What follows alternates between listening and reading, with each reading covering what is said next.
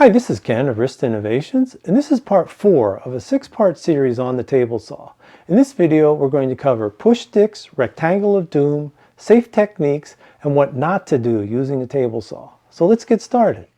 There seems to be a sense within the woodworking community that it's not a matter of if, but when you're going to get hurt in your shop.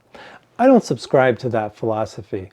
I worked for a Fortune 500 company for over 20 years, and they had the best safety record in the industry. They operated off of 2 key principles. Number 1, every accident is preventable. And number 2, you are responsible for your own personal safety. I'm cautioning you that not everything you see on YouTube is considered safe when you see somebody using a table saw. For that reason, I recommend you consider taking some classes at your local college or woodworking school so that you can gain some formal training. Now, with my 20-year experience in safety training, as well as having taken numerous woodworking courses over the years, I believe that my videos demonstrate safe techniques. However, you're going to want to seek out information from multiple sources so that you can easily recognize unsafe conditions in your shop. Let's talk about turning on the table saw. Be sure the power switch is off before plugging it in. Now, most table saws have magnetic switches like this one. And if you were to lose power in the middle of using the saw, once you had power restored, the saw will not turn on by itself. The other thing you want to do is put on your personal protective equipment. So you want to put on your safety glasses, your hearing protection, and your dust protection. You also want to make sure you have all of your safety accessories like push sticks, push blocks, feather boards, etc.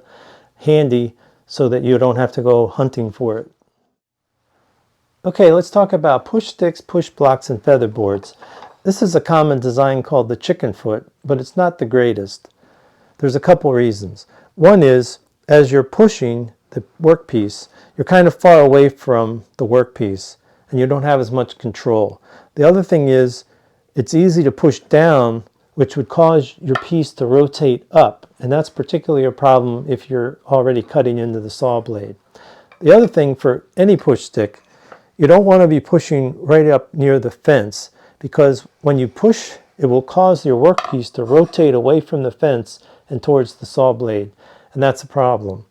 So a better solution is to use something called a push block, and there's many different designs out there, including homemade ones.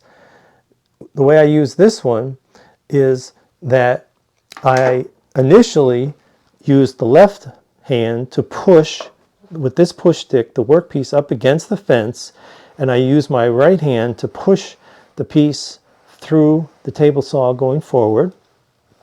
And then when I get to the front edge of the table saw, that's when I grab the push block, and I'm continuing to push this way with this hand and forward with this right hand. So I'll continue to push, and then as I get close to the front of the saw blade guard, then I release my left hand and continue to push the part through with my right hand. Another nice accessory is this feather board. This one has magnets, so it's really great if you have a cast iron top. Basically just lock in one piece, slightly rotate it, and then tighten up the next. And that really holds the piece nicely against the side here of the fence. And then it's just a matter of pushing the piece through. And you can see here that there's really not a need to be pushing with my push stick because the feather board is doing the work. And then as I come up to the edge of the front edge here with the workpiece, then I would use my push block as before.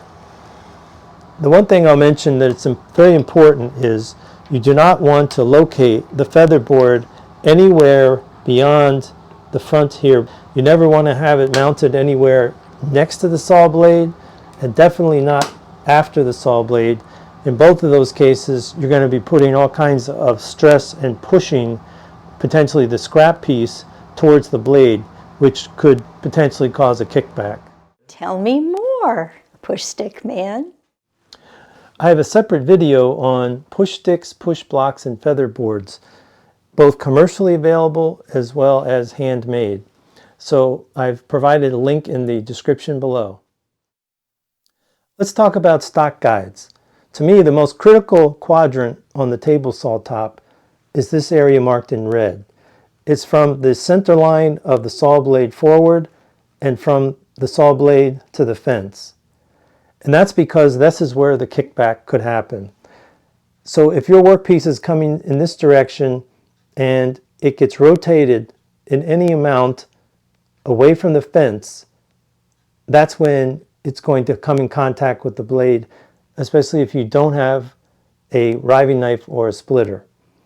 So how do you continue to put pressure in that direction? You can't use any kind of pressure with your hands.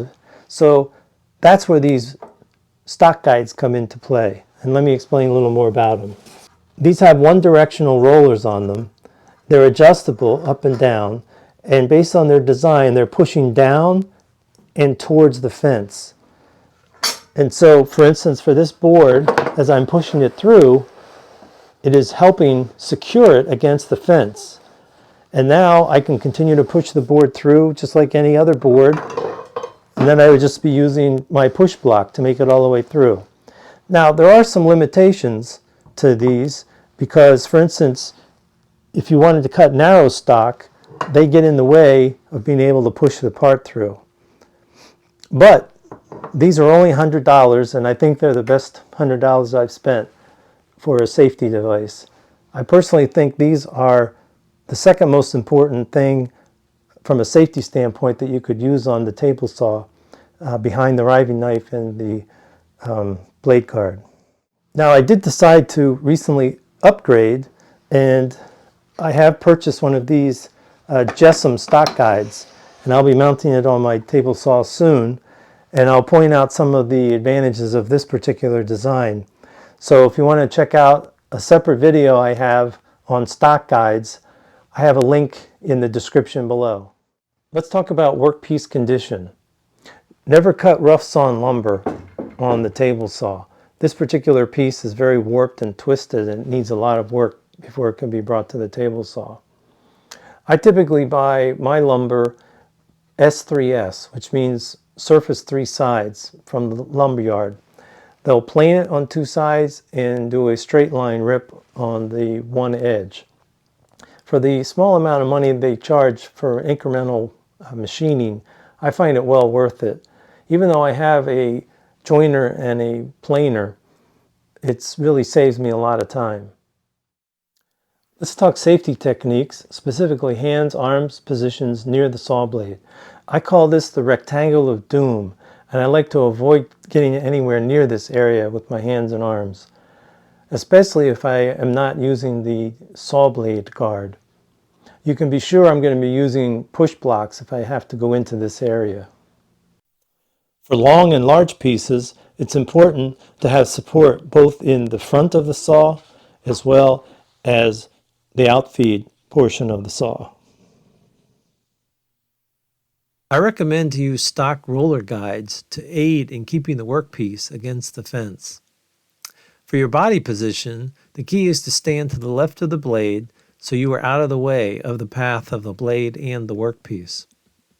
Your left hand should apply pressure to the side of the workpiece to push it up against the fence. I like to use a push stick to avoid getting splinters.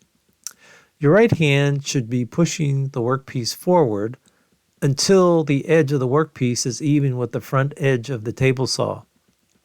Then I use a push block to finish the cut. You should watch the fence so that there is no gap between the workpiece and the fence.